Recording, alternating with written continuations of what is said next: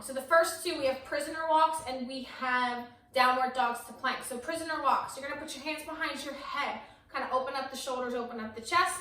Feet are gonna be a little bit wider, toes are pointed out. This stance is dependent on how comfortable you are in a squat. If you're more comfortable feet close, that's fine. If you're more comfortable with your feet wider, go for it. So what you're gonna do is you're gonna start nice and low in a squat position. You're gonna drop one knee down, drop the other down to a kneeling position. Bring that first knee up, second knee up, down, down. So you're gonna pick one side, start with it. So right up, right down, left down. You're gonna do that 6 times. After 6, left, right, left, right, left, right, left, right. If you need some extra padding under your knees, go for it, take your time.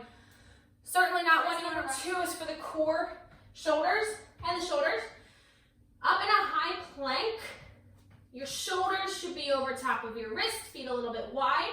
You're gonna brace that belly so your spine is nice and flat. Butt goes to the sky, head goes through the arms or the elbows. You're gonna slowly come down, use that core to control your hips. Stop in a high plank. Back up, open those shoulders up, down, control. Up, down, and control. Our prisoner squats and low plank leg lifts for the core. So prisoner squats, again, we're just putting the hands behind the head to open up the chest. Again, toes pointed out, feet a little bit wider than hips width apart wherever you're comfortable. You're gonna keep that chest nice and tall. You're gonna drop your butt between your heels and push right back up. Okay, so 20 of those and back up. You can hear my knee cracking. That's all right. Take your time with these. Immediately after that, you're gonna drop down into a low plank. So a low plank is when you're on your forearms. When you see me reference that, your feet are gonna be a little bit closer together than they have been for the previous exercises.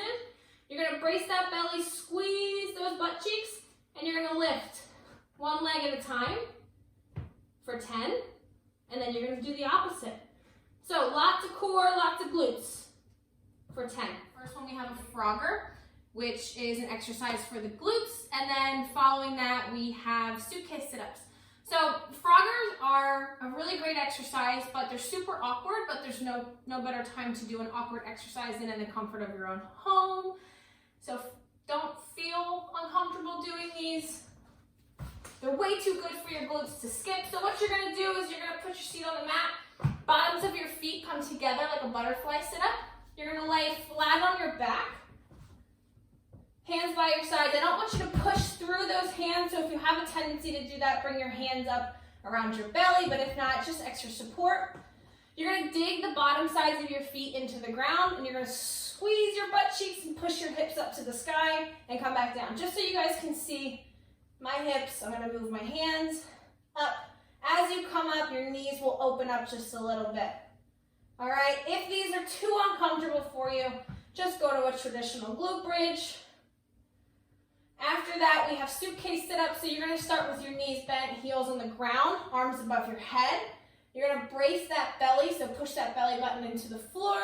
You're gonna sit up, tuck your knees. I can't talk and do these. Tuck your knees into your chest. Come down to a lay down position again.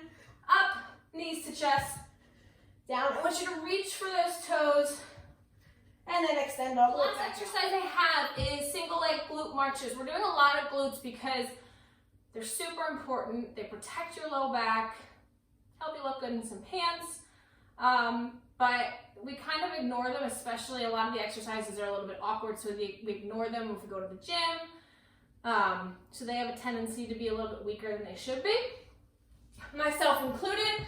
So we have single leg glute marches. You put your hands by your side, feet are hips width apart, knees are bent. What you're gonna do is you're gonna squeeze those butt cheeks. Don't let those knees flare out. You want your legs to be parallel.